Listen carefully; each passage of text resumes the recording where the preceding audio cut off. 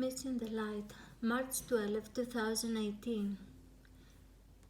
The Chase of the Christians, Letter 106, second part of Revelations of Jesus Christ through Apostle John. The seal scrolls now are open, Letter 1 of 3. I am shivering. I have a fever. I feel my body heavy. I am under the covers and I don't feel good. The smallest movements brings pain and trembling on my whole body.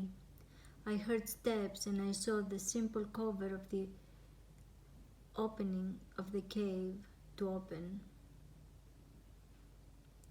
Two young men of the village, they brought me new supplies and a clay pot filled with water. They told me that they were brothers. They got frightened as soon as they saw me in this condition.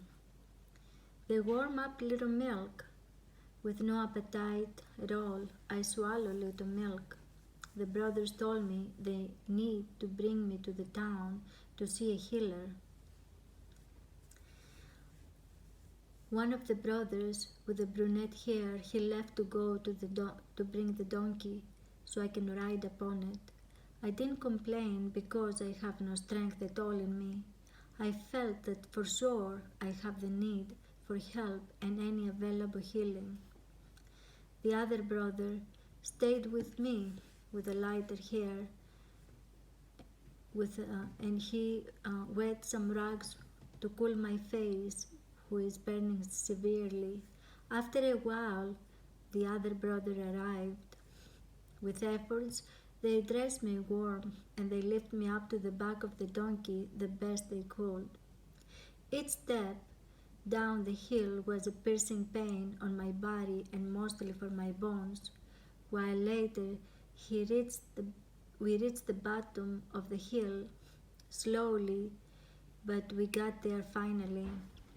As we entered the nearby town, we saw very angry soldiers on their horses.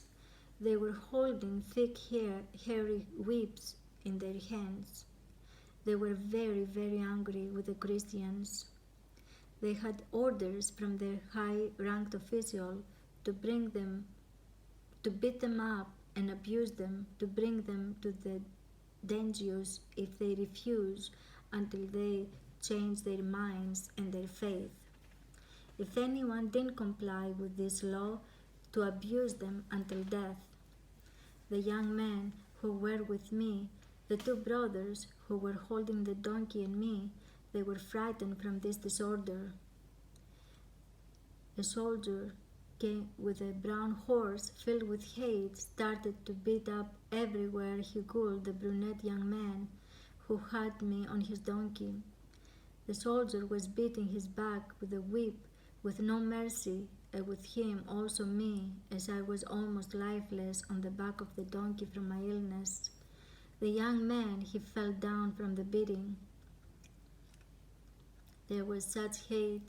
I haven't seen anything like this before. He was screaming and crying from the sharp pains of the whip. The soldier steps down from his horse and continues to whip him, but now target was the face of the young man who was on the ground. The blood made a stream, and blood was pumping out from his head with force of my new friend. In the end, the soldier steps on his face with such power and hate, and the young body was now lifeless.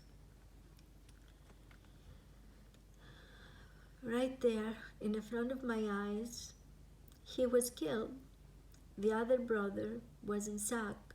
His eyes were big from his fear, and he held the donkey's rope even tighter. The soldier looks at our direction. Our turn had come to die. He started to whip my back. I moaned, I hurt, I screamed, and with me the poor donkey because the whip was coming down with such force. Seems clarity came to my friend who was holding the donkey's rope, and he began to run as fast as he could to save our lives. For some reason, I didn't fall on the ground, perhaps because I was tied up on the donkey before we left the cave, because I was so sick the young man had secured me with the ropes. The soldier was surprised and climbed fast on his horse to chase after us. Yet after that his eyes came on other poor Christians who were closer to him. He was thirsty for blood, for a new kill. We were running with such fear, the young man, the donkey, and me on his back. We went through from narrow paths, far away. All we can see around us were scattered people on the ground. Some were dead and some severely wounded. We saw out of this world crimes. We fear for our lives. My young friend found a yard of a home, and we entered it. We hid behind of a few trees and bushes. The door of the home opened, and an old couple told us to enter their home as fast as we can. They helped the young man to unload me and to untie the ropes from the bleeding back of the donkey. With a struggle, they put me inside the house. I could not walk. I was dragging my feet, nor I could understand clearly what was happening because of my fever and the whips. All I can feel was sharp pains. I managed to tell my young friend to take care of the animal first, and he did that. With struggle, the old couple, they placed me on their bed and covered me up. I was mourning from the pains of the whip. I wanted to sleep. I wanted to sleep and dream a better world, a world without hate and aggressiveness and suffering. To dream the kingdom of the paradise, the promise of the everlasting life, of the eternal love of my Lord. Alleluia. Amen.